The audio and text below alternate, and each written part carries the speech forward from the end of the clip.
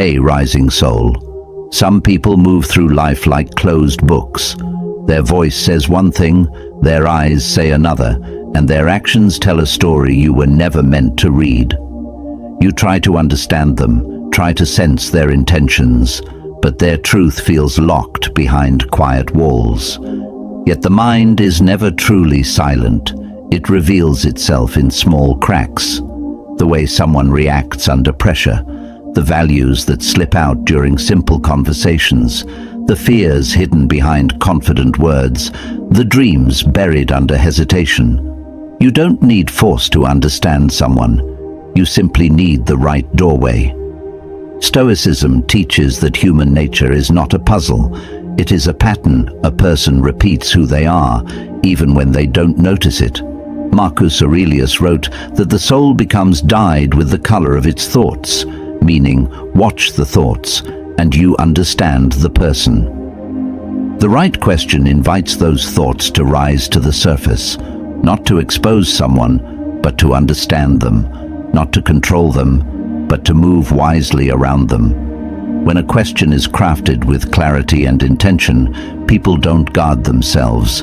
They answer from instinct, from habit, from the place where their real beliefs live, and in that moment, a quiet truth appears, not dramatic, not loud, but unmistakably honest. Some minds reveal caution, some reveal hunger, some reveal tenderness, some reveal storms, and some minds reveal the kind of peace that changes the way you breathe when you're around them. Reading someone's mind is not about decoding secrets. It's about noticing where their attention goes, where their values point, and what their heart protects without ever needing to say the words out loud. One question can show you whether they run from accountability. Another can show whether they grow from adversity. Another can show whether they honor themselves enough to honor you. But you don't need dozens of questions. You don't need complicated psychology. You need 5 questions that open windows instead of walls. Questions that make a person reveal what they stand for, what they fear, what they hope for, and what they avoid. These questions don't demand truth. They invite it. And when people speak from that unguarded place, something remarkable happens. You stop trying to guess their intentions, and you start seeing them clearly. No masks, no performances, no confusion.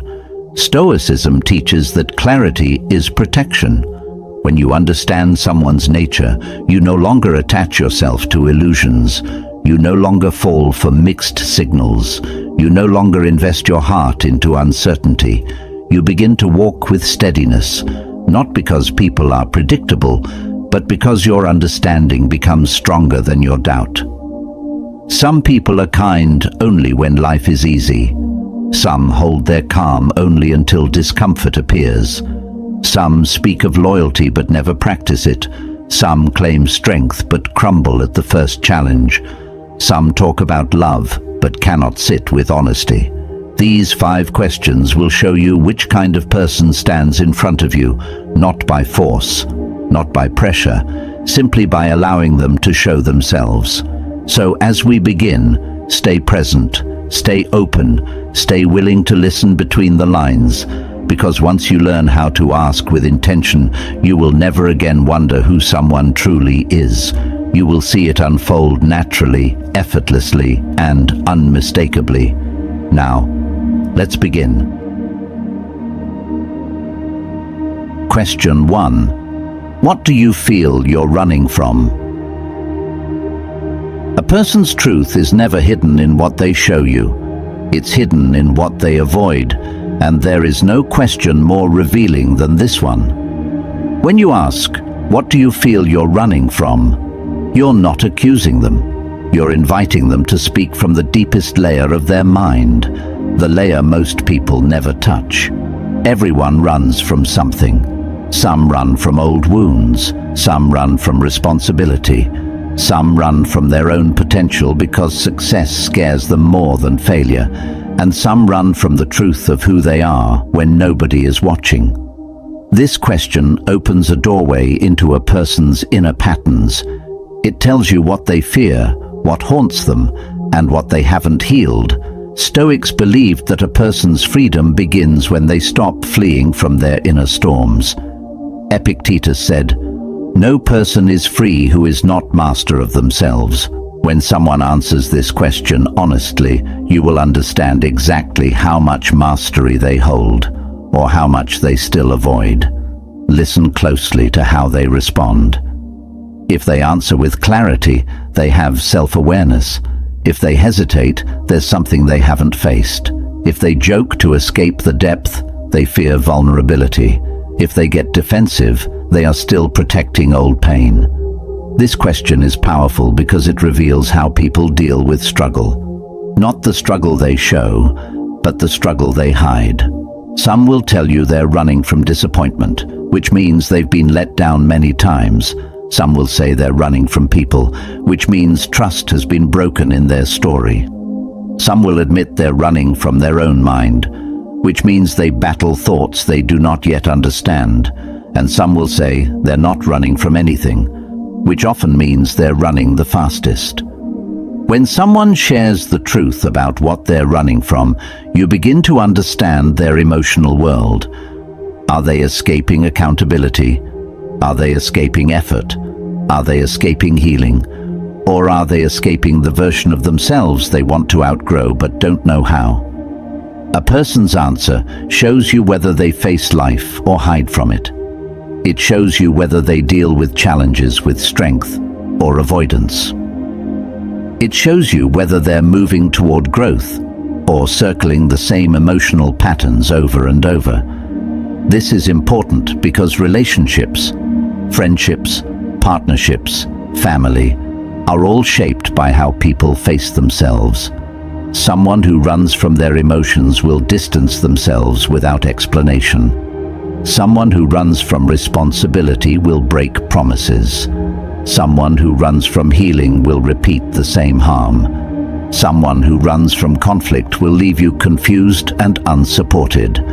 Someone who runs from truth will never build something real with you, but someone who confronts what they fear becomes steady, grounded, reliable, capable of love that is patient and understanding, capable of honesty that doesn't collapse when things get hard, and you deserve to know which type of person stands in front of you. When you ask this question, you're not trying to expose someone. You're trying to understand their landscape, the emotional terrain they come from, so you know how to walk with them, so you know whether to walk with them at all. The beauty of this question is that it brings clarity without confrontation. It brings honesty without force. It brings truth without pressure. Because a person can only answer from the level of awareness they currently have. And if their answer feels shallow, if it feels disconnected, if it feels like they're hiding behind words, then that's still an answer. Stoicism teaches that understanding others begins with accepting what they reveal without twisting it into what you hope it means. Marcus Aurelius wrote, "Accept the truth of what is given." When someone answers this question, listen with that mindset. Hear their truth. Don't decorate it. Don't excuse it. Don't rearrange it. Their answer shows you the road they walk. Now you know whether their road aligns with yours. Think deeply about what you notice in others and yourself. Let this awareness guide your actions and type it below to claim it. I see the truth. Question 2. What do you do when your feelings and your values disagree? A person's mind becomes visible in the way they handle inner conflict. Not the arguments they have with others, those are easy to hide behind, but the arguments they have with themselves, the quiet ones, the ones that pull them in two different directions, what they feel in the moment and what they believe is right. When you ask someone, what do you do when your feelings and your values disagree? You're asking them to show you their moral backbone, their self-control, their emotional maturity, their ability to stay grounded even when their inner world feels chaotic. Most people feel their emotions more loudly than their principles, but Stoicism teaches the opposite. Emotions are visitors. Values are home. Epictetus said, "If you want to improve, be content to be thought foolish about your devotion to what is right." This question exposes whether a person stands on that kind of integrity or whether they abandon their values the moment feelings become inconvenient. Listen closely to their answer, because this question doesn't reveal surface truths, it reveals the structure of a person's character. Some people will say they follow their feelings. If so, understand this. They will act out of impulses. They will break promises if emotions shift. They will love you passionately one day and distance themselves the next. Not because they are bad people, but because their feelings drive them more than commitment does. Some people will say they suppress their feelings to follow values. This reveals discipline, yes.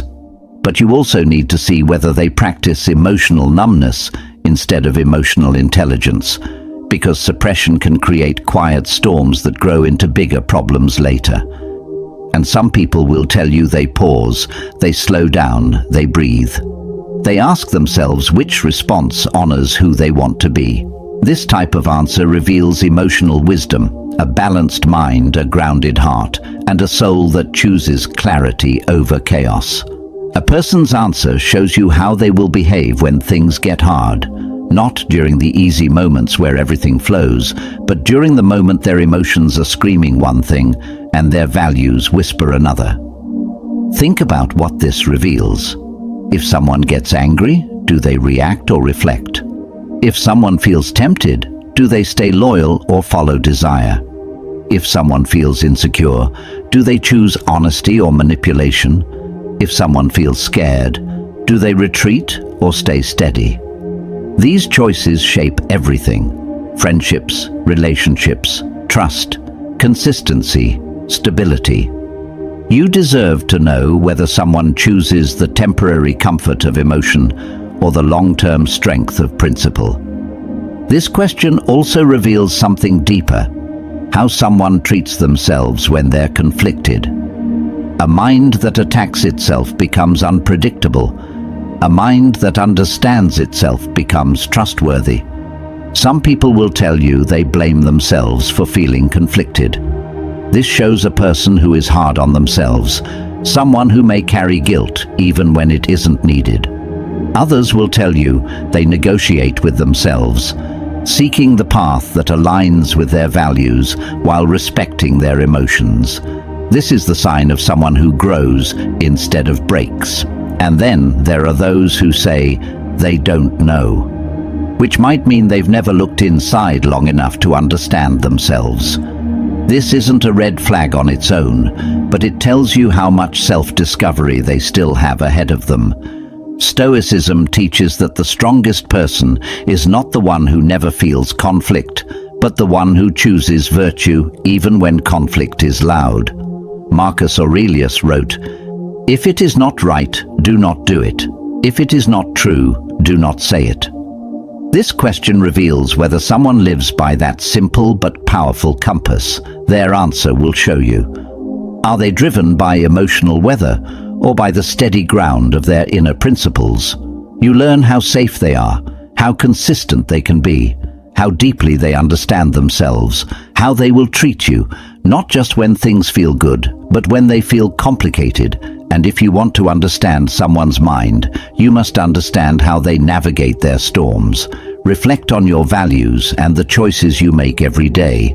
Commit to your path and share it now in the comments. My values guide me.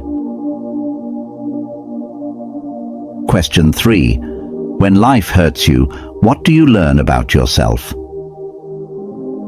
This question reaches deeper than pain. It reaches into identity, into who a person believes they are when life stops being gentle. Most people talk about what happened to them, but few can talk about what those moments taught them. When you ask someone, "When life hurts you, what do you learn about yourself?" You're giving them a mirror most people avoid, a mirror that reveals whether they grow from pain or surrender to it. Pain is not the teacher people think it is. Pain doesn't teach anything by itself. Reflection teaches, honesty teaches, awareness teaches, and some people never pause long enough to learn. This question exposes a person's inner philosophy, how they interpret their struggles, how they frame their failures, how they understand the wounds they carry. Stoics believed pain was not an enemy, it was a messenger. Marcus Aurelius wrote, "The impediment to action advances action." Pain shows us what needs strength, what needs healing, what needs courage, what needs change. But not everyone sees it that way. Some people will say pain taught them not to trust anyone that tells you they carry walls, not wisdom. They may protect you, but they may also push you away. Some will say pain taught them to expect the worst. This shows fear shaping their vision, a worldview built on survival instead of hope. Some will say pain taught them nothing. This reveals emotional avoidance, a mind that shuts down instead of opening. And then there are people who say pain taught them resilience, patience, or clarity. These are the ones who grow. These are the ones who become steady, grounded, emotionally present, not perfect, but aware. This simple question shows you whether someone collapses under life's weight or rises from it with new understanding. It shows whether they see themselves as a victim or as a participant in their own story. A person who learns from pain becomes attentive, reflective. They communicate instead of react. They heal instead of hide. They understand that hurt can shape them without defining them. But a person who refuses to learn from pain becomes unpredictable. Their emotions run without direction. Their reactions become louder than their intentions. Their wounds speak for them, and they don't even realize it. You're not just listening for their answer. You're listening for their worldview, how they see themselves, how they see other people, how they see life when it strips away comfort. Some will speak with heaviness, a sign they still carry pain unprocessed. Some will speak with clarity, a sign they've turned wounds into wisdom. Some will speak with confusion, a sign they've never questioned their patterns. Each response reveals the emotional roadmap that guides their decisions, their relationships, their trust, and their actions. This question also reveals whether someone practices self-examination, a key teaching in Stoicism. Seneca said, "The mind that examines itself is strengthened." A person who reflects becomes emotionally strong. A person who avoids becomes emotionally fragile. And you deserve to know which one stands in front of you.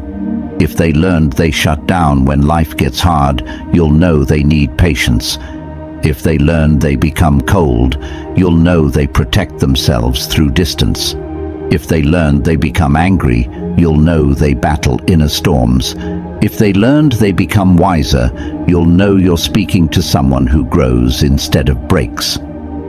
Understanding their answer doesn't give you control over them. It gives you insight, the kind that protects your heart and guides your choices. Because how a person responds to pain is how they respond to love, how they respond to responsibility, how they respond to conflict, how they respond to you.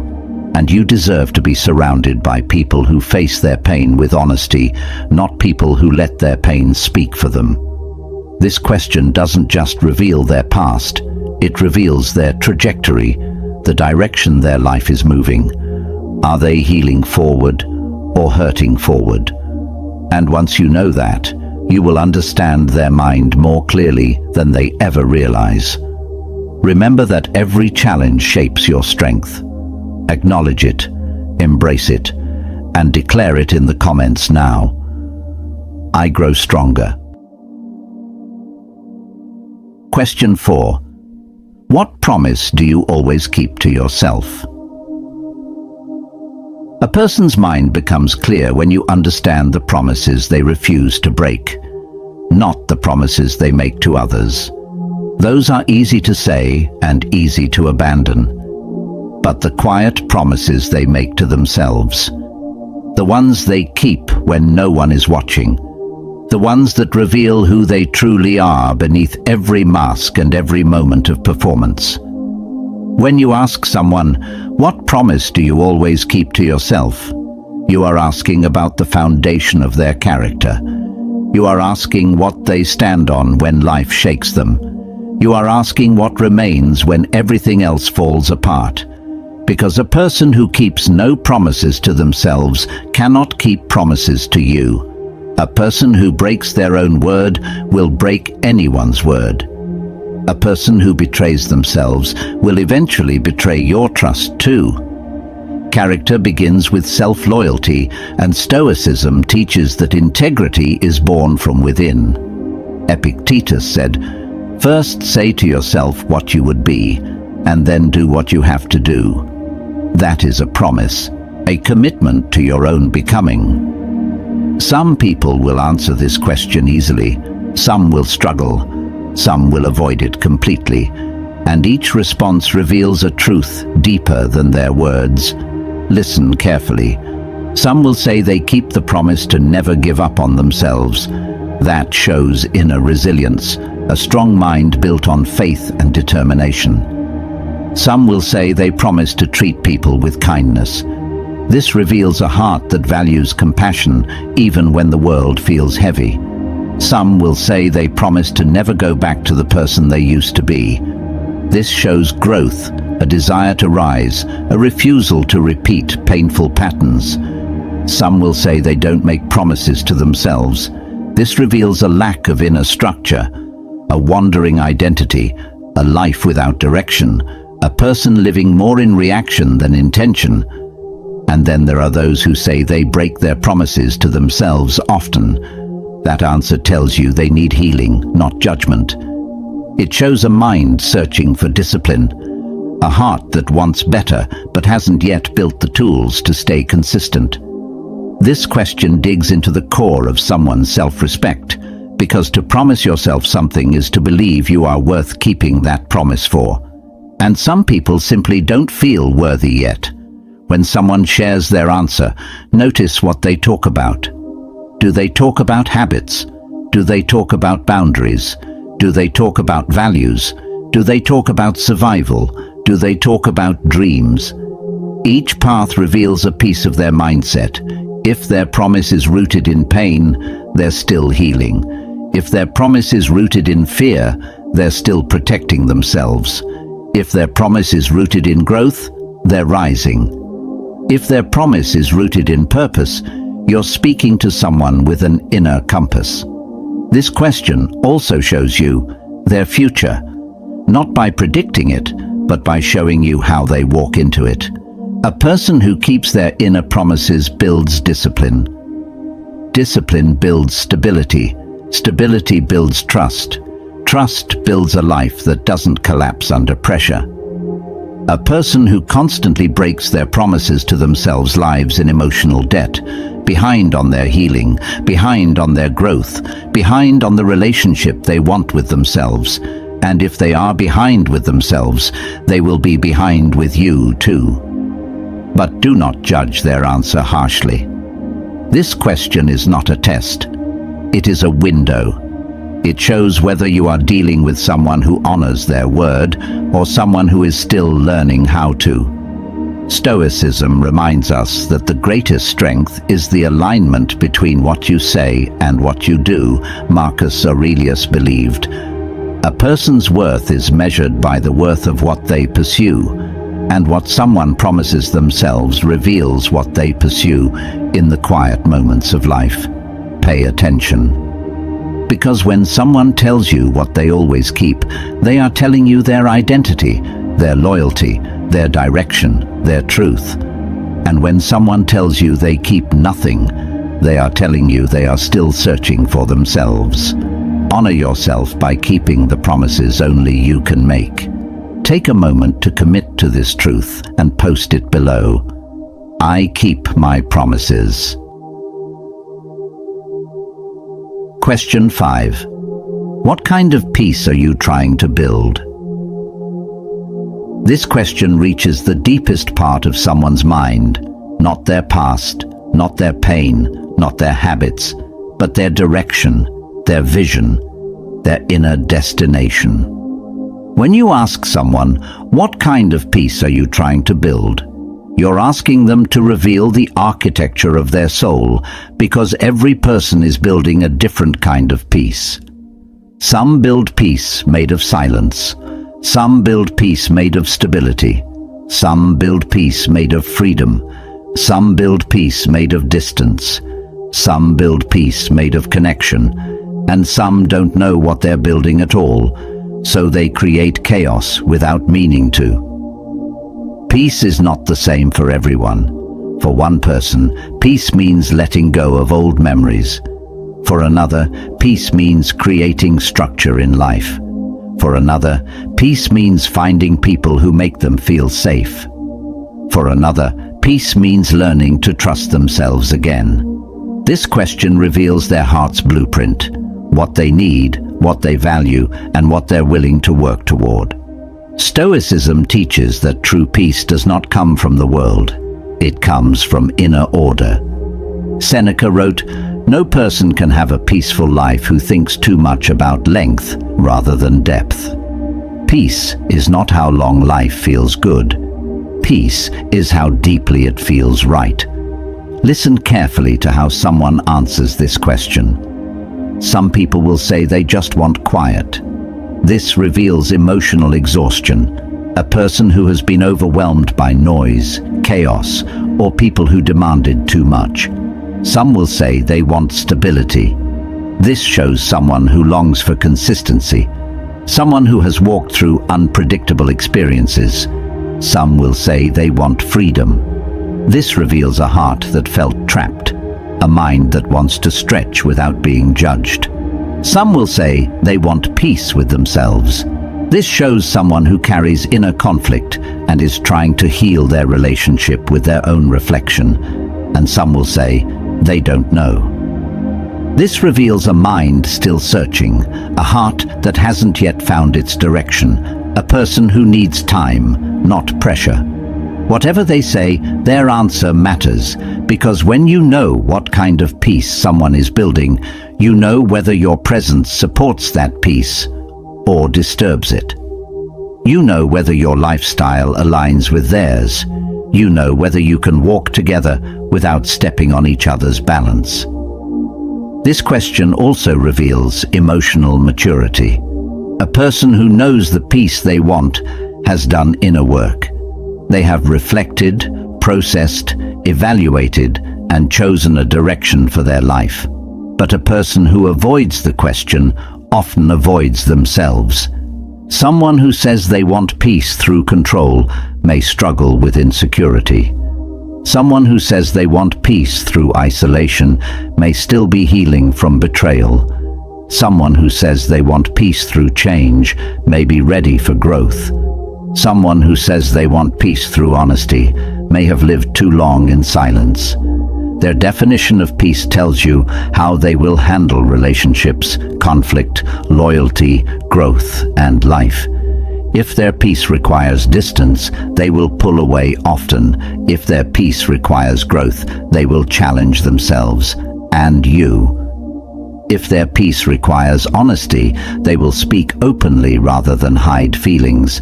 If their peace requires safety, they will protect their heart carefully. And if their peace requires self-respect, they will not tolerate behaviors that break their inner balance. This question doesn't just reveal their present, it reveals who they want to become. It shows whether they're building their life with intention or drifting through it unconsciously. It shows whether they are creating a future where love can grow, where trust can breathe, where emotional storms can quiet down, where connection can deepen without fear, and peace is the foundation of all of that. Because without peace, a person cannot love clearly, cannot think clearly, cannot live clearly. Stoicism teaches that inner peace is the greatest wealth. Marcus Aurelius wrote, "No." In a world full of masks and half-truths, the Stoics teach us that true power lies not in controlling others, but in seeing clearly, seeing people as they truly are, beneath the words they polish and the smiles they rehearse. Marcus Aurelius wrote, "If someone can prove me wrong and show me my mistake in any thought or action, I shall gladly change. I seek the truth, which never harmed anyone." That is our aim tonight. Not to judge, not to manipulate, but to perceive reality without distortion. And one of the most ancient and effective ways to pierce through illusion is simply to ask the right questions, slowly, kindly, relentlessly.